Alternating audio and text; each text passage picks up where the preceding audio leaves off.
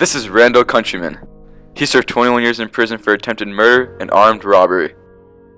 This is Angel Sanchez. He served 12 years in state prison for attempted murder at the age of 16. This is Stacy Schroeder. She served 4 years in prison on drug-related charges. All of these people have served their time, but even though they are out of prison, they are still not free.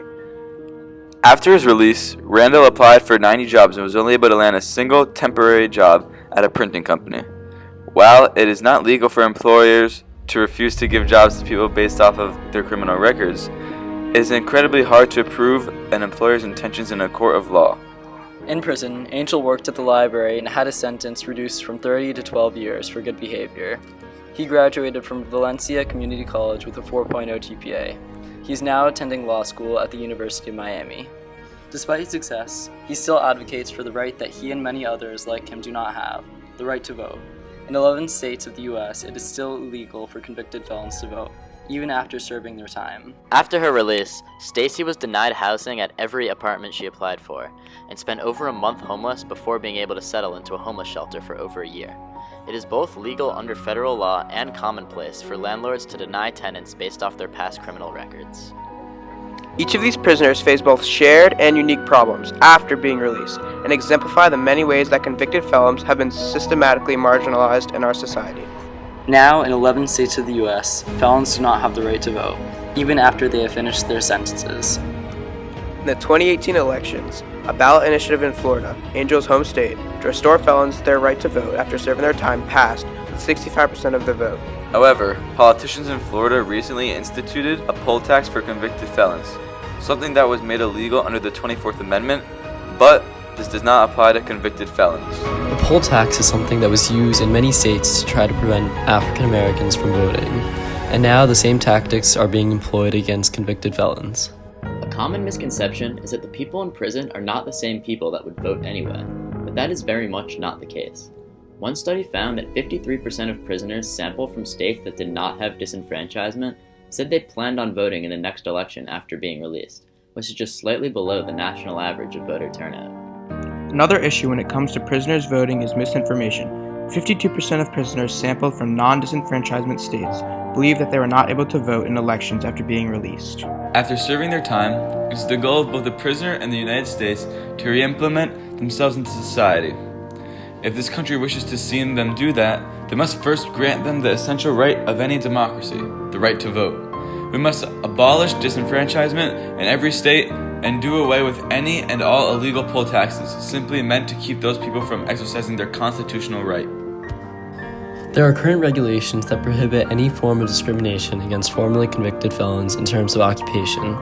Title VII of the Civil Rights Act of 1964 protects formerly incarcerated individuals in the same way that others are protected regardless of race, religion, color, and so on. Despite these regulations, it is still quite easy for employers to overlook this, as they may have policies in place that may result in termination upon the conviction of a felony. They may also have policies that weigh against hiring convicted felons. Many companies avoid hiring convicted felons as they are believed to be less trustworthy or could even damage the company's reputation if the public were to be informed of their history, which is rarely the case. With that being said, there are some specific situations where it is necessary to reject an application, for example if the felon is a sex offender. However, the vast majority of felons deserve their fair shot at a job. Deva Pager conducted a study in New York in 2004, sending pairs of well-spoken, clean-shaven young men to apply for 250 different jobs. In both cases, she found men who reported criminal convictions were about 50% less likely to receive a callback or a job offer. Men with criminal records account for about 34% of all non-working men ages 25 to 54, according to a recent poll. Even low-skilled, low-paying jobs, such as fast food workers, are now required to perform background checks on every employee, significantly lowering opportunities for former felons.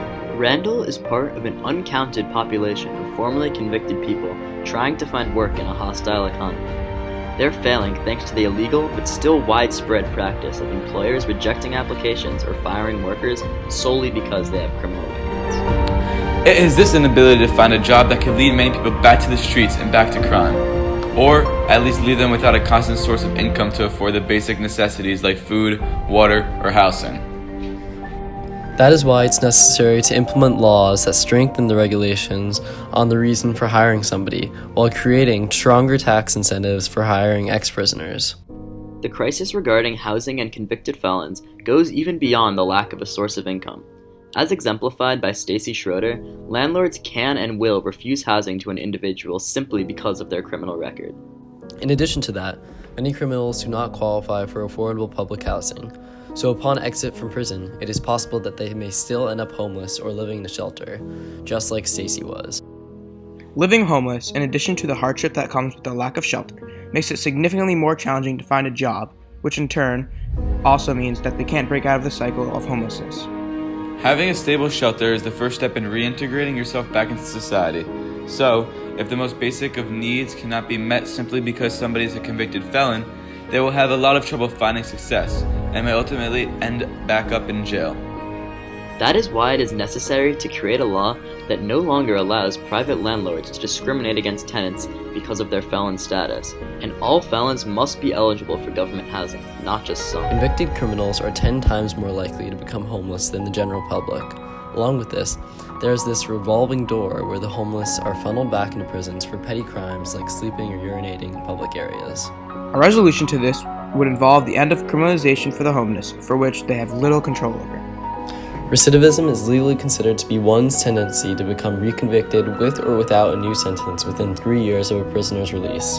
It is vital to consider this as it regards to deterrence and rehabilitation, which are meant to preserve society by eliminating crime. An estimated 68% of released prisoners were arrested within 3 years, 79% within 6 years, and 83% within 9 years. These statistics prove that the prison system is not effectively providing rehabilitation for its prisoners, and is instead acting as nothing but a form of punishment for those who have committed a crime.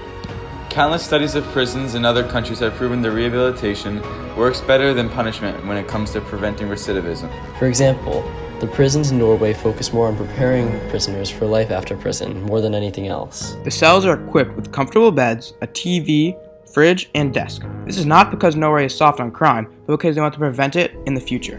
Norway's recidivism rate is estimated to be 20%, a whopping 48% lower than the United States is. This is because of their focus on rehabilitation rather than punishment. The belief that these so-called luxury prisons will encourage crime and cause the crime rate to rise is nothing but a fallacy. The incarceration rate in Norway is 75 people per 100,000, compared with the United States' 675 per 100,000. Contrary to the current U.S. system, prison should be about rehabilitation, not punishment. In order to prevent recidivism while lowering crime rates, the U.S. must follow the Scandinavian model, making prison about your life after release, not about punishing you during your stay. Randall Countryman is a human being. He deserves the right to have a job and provide for himself. Angel Sanchez is a human being. He deserves the fundamental democratic right to vote. Stacey Schroeder is a human being. She deserves the right to have a place to live. These felons and all others are human beings. They do not deserve to be defined by the mistakes of the past.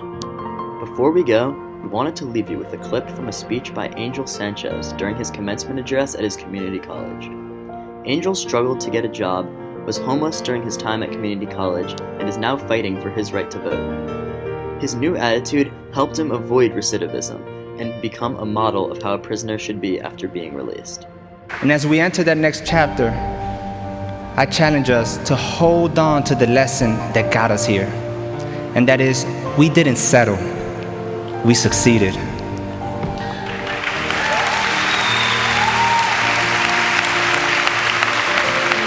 You see, settling involves giving in to one of two things. It involves giving in to complacency, I'm good, or fear.